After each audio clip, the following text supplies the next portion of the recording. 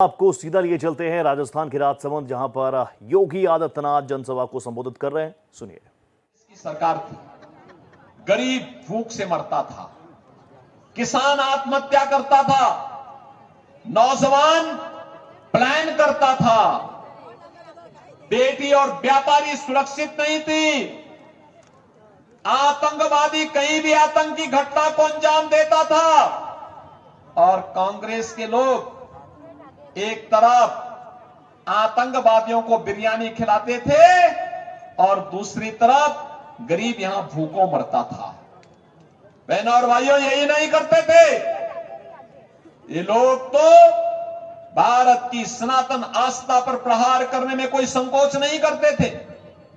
हिंदुओं के खिलाफ ये लोग कानून बनाते थे, सच्चर कमेटी की रिपोर्ट लागू करवा देने का काम करते थे और देश की आस्था पर प्रहार करने के लिए कहते थे राम तो हुए ही नहीं। यही तो कांग्रेस के लोग कहते थे।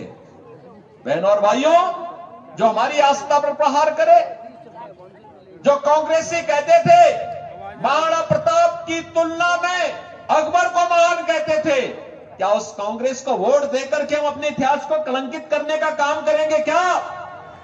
जो राम के अस्तित्व पर प्रश्न खड़ा करते थे, क्या हम उन्हें वोट देकर के अपने इतिहास को कलंकित करने का काम करेंगे क्या? बहनों और भाइयों, ये गलती कोई स्वाभिमानी कौम नहीं कर सकती, कभी नहीं कर सकती है। याद करिए, महाराणा प्रताप के साथ वीर योद्धा के रूप में यहां के भील और मीणाओं ने भी पूरी मजबूती के साथ उस लड़ाई को आगे बढ़ाने का काम किया था।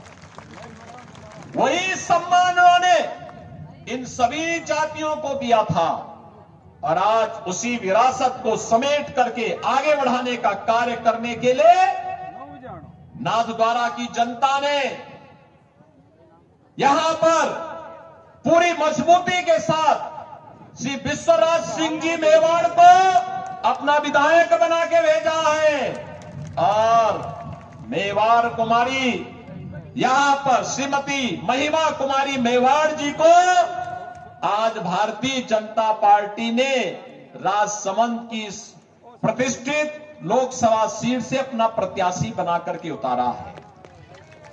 बहनों और भाइयों, मैं तो आप सबसे अपील करने के लिए आया हूं। पूरे देश के अंदर एक आवाज है।